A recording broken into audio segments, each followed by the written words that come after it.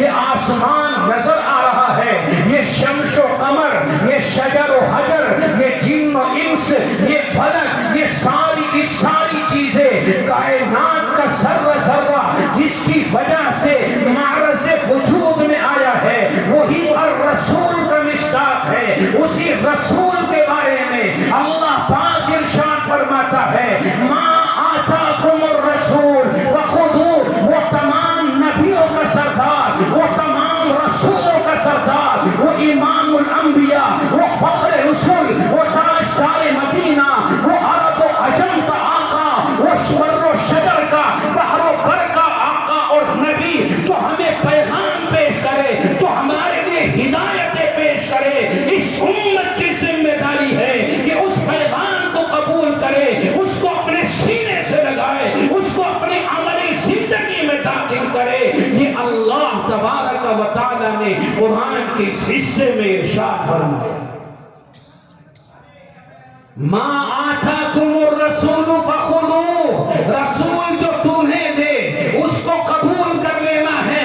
اللہ کا نظام ہے، اس کائنات کو اللہ پاک نے بنایا اور اس کائنات کے اندر بے شمار مخلوقات کو اللہ پاک نے وجود بخشا، لیکن جو عظمت، جو رفعت، جو بلندی اللہ پاک نے انسان کو عطا فرمائی وہ کسی اور مخلوق کو نہیں۔ سب سے اعظم، سب سے اشرف، سب سے مکرم مخلوق انسان کو بنایا، اللہ پاک نے دنیا میں بھیجا اور اس کو جینے کا ہنر سکھانے کے لیے، زندگی گزارنے کا طریقہ سکھانے کے لیے اللہ پاک نے نبیوں کو دنیا میں بھیجا، رسولوں کو دنیا میں بھیجا، اور اس سلسلے کا آغاز اللہ عز و جل نے حضرت آدم سے فرمایا اور اس سلسلے کا اختتام اللہ پاک نے محمد الرسول اللہ پر فرمایا۔ آدم کو دنیا میں اللہ نے بھیجا تو اللہ نے اپنے بھیجنے کے ارادے کا اظہار فرشتوں کے سامنے کیا۔ اذ قال ربک للملائکہ انی جاعل فی الارض خلیفہ، میں زمین میں خلیفہ بھیجنا چاہتا ہوں، زمین میں اپنا نائب بنانا چاہتا ہوں۔ حضرت آدم کو اللہ پاک نے دنیا میں اپنا نائب اور خلیفہ بنا کر کے روانہ فرما دیا، دنیا کے اندر بھیج دیا۔ یہ سلسلہ آدم سے چلا، بہت سارے نبی سلسلے کے اندر آئے، اخیر میں تاجدار مدینہ صلی اللہ علیہ وسلم اس کائنات کے اندر تشریف لائے اور اللہ تبارک و تعالی نے آپ کو دنیا میں بھیج کر، دنیا میں مبعوث فرما کر اعلان فرمایا، ما کان محمد ابا احد من رجالکم ولکن رسول اللہ وخاتم النبیین، نبی صلی اللہ علیہ وسلم تاجدار مدینہ، آمنہ کا لختی جگر، عبداللہ کا نور نظر، دنیا کے اندر آخری نبی بن کر کے آیا۔ آپ کے بعد میں اگر کوئی نبی ہونے کا دعویٰ کرے گا، کاذب ہوگا، جھوٹا ہوگا، کذاب ہوگا، اور ہر دور کے اندر دعویٰ کرنے والے پیدا ہوئے، مگر قوم نے، امت نے ان کے اوپر پھٹکار بھیجی ہے، ان کے اوپر لعنت بھیجی ہے۔ یہ سارے کے سارے نبی اکرم صلی اللہ علیہ وسلم نے اپنے زمانے کے اندر یہ پیشین گوئی فرما دی تھی کہ میرے بعد میں کذاب آئیں گے، دجال آئیں گے، جھوٹے آئیں گے، تو اپنے آپ کو نبی بتلائیں گے، اپنے آپ کو رسول بتلائیں گے اور نبی ہونے کا دعویٰ کریں گے، مگر رسول کا فرمان کہ سب کے سب جھوٹے ہوں۔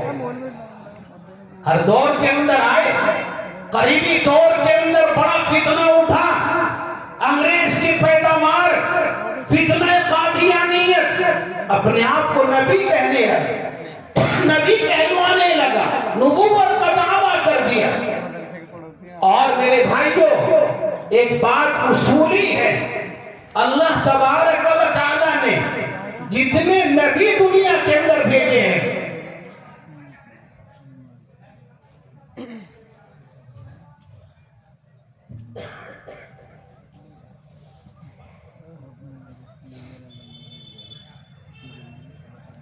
اللہ نے پیدا نہیں کیا۔ یہ مرزا غلام احمد قادیانی اپنے آپ کو نبی کہنے والا ایک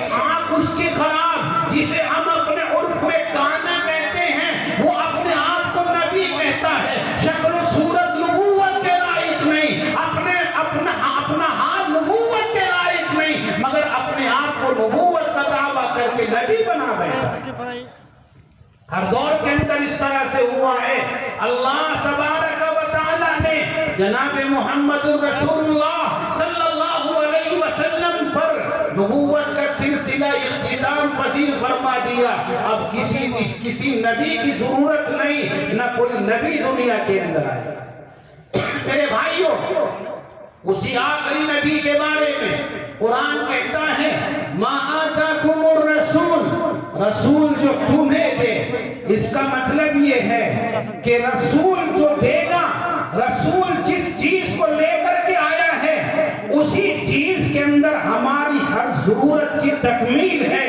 ہماری ضرورت آپ کی تعلیمات کے مطابق پوری ہوں گی، اور پوری ہونے کے لیے اس کے اندر اتنی وسعت ہے، قوانین اتنے کافی اور واقعی ہیں جو ہماری زندگی کے لیے کافی ہو.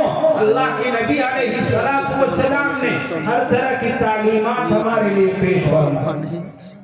ہر طرح کی تعلیم، ہمیں کھانا کیسے ہے، ہمیں پینا کیسے ہے، ہمیں رہنا کیسے ہے، ہمیں جینا کیسے ہے، مرنا کیسے ہے، ہمارا سماج کیسا ہو، ہمارا معاشرہ کیسا ہو، ہماری زراعت کیسی ہو، ہماری تجارت کیسی ہو، ہماری سیاست کیسی ہو، ہماری قیادت کیسی ہو. ہر طرح کا نظام نبی اکرم صلی اللہ علیہ وسلم کی تعلیمات کے اندر موجود ہے، اور اللہ کے نبی نے ہمارے لیے پیش فرمایا. آج اس امت کا حال یہ ہے کہ ہم اپنے آپ کو تعلیم نبوی سے دور کیے بیٹھے ہیں.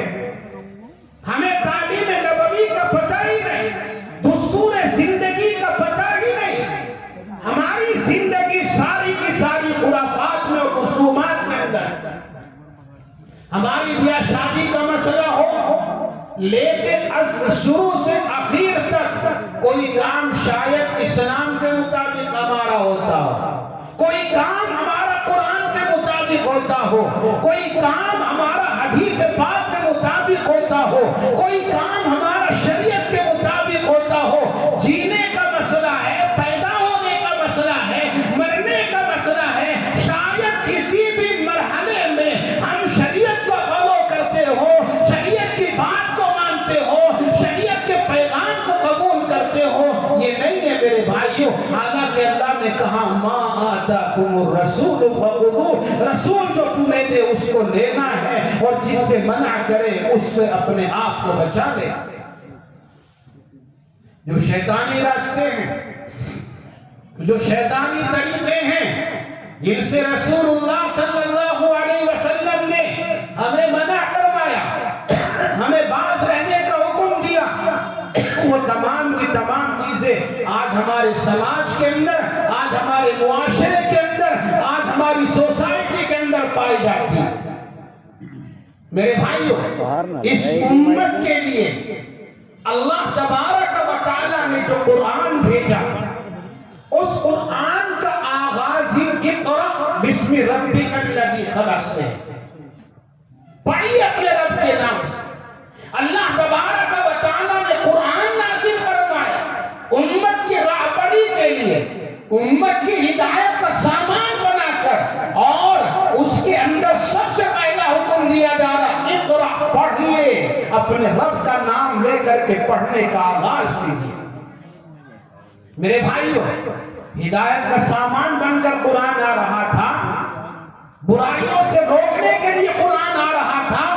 اس دور کے اندر اور اس سماج کے اندر، اس معاشرے کے اندر بے شمار برائیاں پائی جاتی تھی.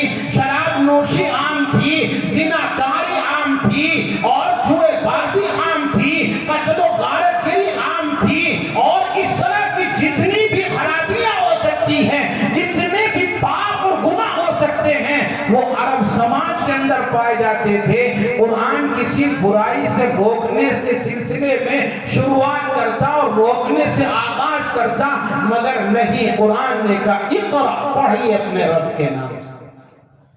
کیوں؟ اس لیے کہ تمام بیماریوں کی جڑ جہالت ہے. تمام بیماریوں کی جڑ جہالت ہے. اگر دین نہیں ہوگا، علم نہیں ہوگا، شراب نوشی انسان